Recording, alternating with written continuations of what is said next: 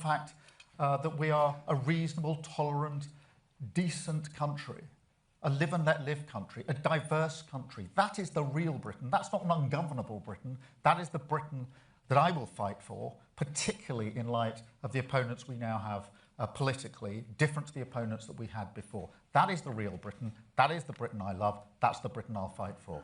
Thank you, Pippa. Jim Pickard from the FT. Jim. Jim Pickard, FT. Prime Minister, you say you don't want incremental change, and you say you want Britain to be at the heart of Europe. Are you ruling out, however, Labour manifesto at the next general election, including single market or custom union membership? Because without either of those things, our economy is very much not in the heart of Europe. Yeah, well, Jim, what I want to do is take a big leap forward with the EU-UK summit this year and take us closer, both on trade, the economy, defence and security. And that will then be a platform on which we can build as we go forward.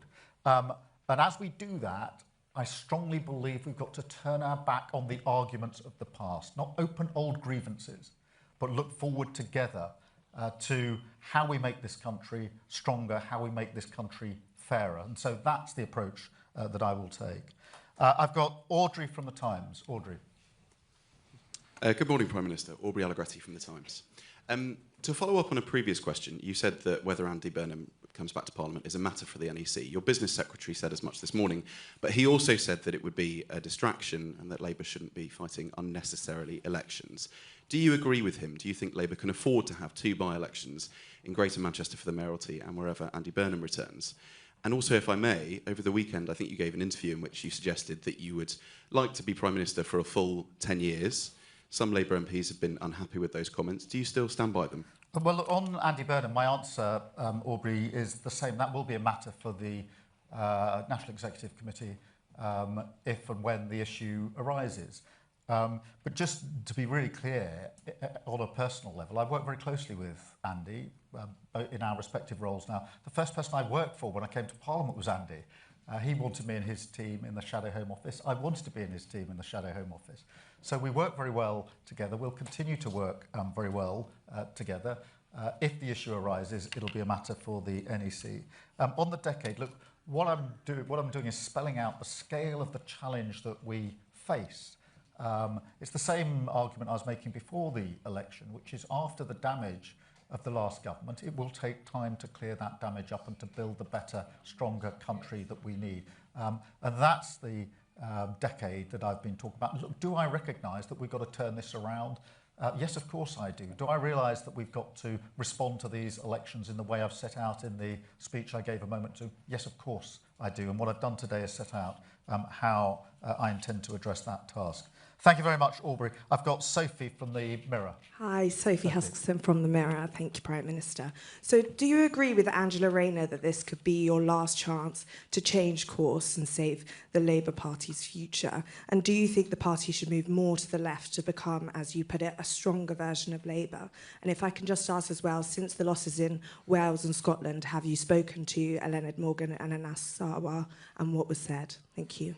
Let me take them in reverse order. I've spoken to both Eluned and Anas. I'm not going to go through the conversation, but I have spoken to them, as I've spoken to many of those brilliant representatives who didn't get elected this time, and to council leaders across the country. I've spent a good deal of the weekend having those calls, but those calls did include Eluned and Anas.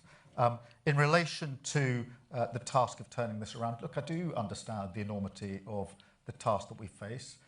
We inherited a terrible legacy from the last government. Economically, public services, the NHS on its knees. And what we found when we got into government was even worse than we feared.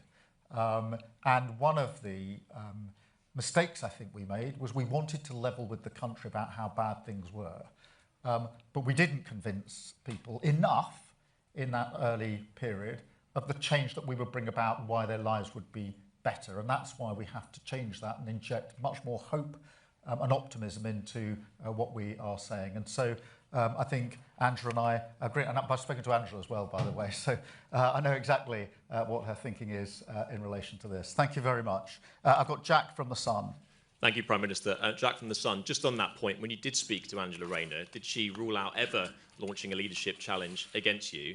And also, you said in your speech just now that if you were ousted as Labour leader, it would plunge the country into chaos. Some of your critics say your government is already mired in chaos, but can you be clear about what you mean? Are you saying that because it is you with the mandate, if you were ousted, there would have to be a general election? Well, Jack's a lot bound up with that. I did speak to Angela. I'm afraid I'm going to disappoint you by not going. I've spoken to Angela many, many times, by the way, in the last few weeks. We are friends. We get on very well. But I'm not going to go through each and everything that we discussed in those calls. But on this question of chaos, look, the question whether if a government constantly changes its leadership, the question whether that damages the country is not an academic question. It's not something that you study at university and go through various theories. We tested it. We tested it to destruction under the last government, and it inflicted huge damage on this country. A Labour government will never be forgiven if we repeat that and inflict that on the country. And that's what I mean when I say I'm not going to plunge this country into chaos. Jason from the Mail. Thanks, PM. That was a heartfelt speech. Your own MPs, though, at the end of last week were saying that you were detested on the doorstep. Those are their words. They said that people are no longer listening to you and that it doesn't matter how many heartfelt speeches you make, your unpopularity is dragging this government down.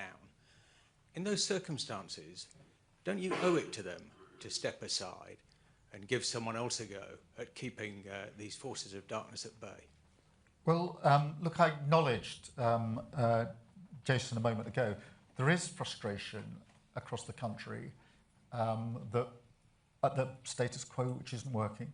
There's frustration that politics is not working for too many people.